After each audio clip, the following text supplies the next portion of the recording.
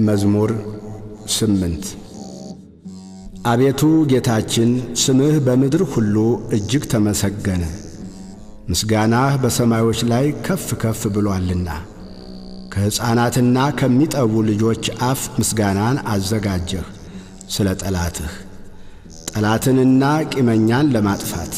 የጣቶችህን ሥራ ሰማዮችን ባየሁ ጊዜ ጨረቃንና ከዋክብትን አንተ የሠራሃቸውን ታስበው ዘንድ ሰው ምንድነው? ትጎበኘውም ዘንድ የሰው ልጅ ምንድነው? ከመላእክት እጅግ ጥቂት አሳነስከው፣ በክብርና በምስጋና ዘውድ ከለልከው።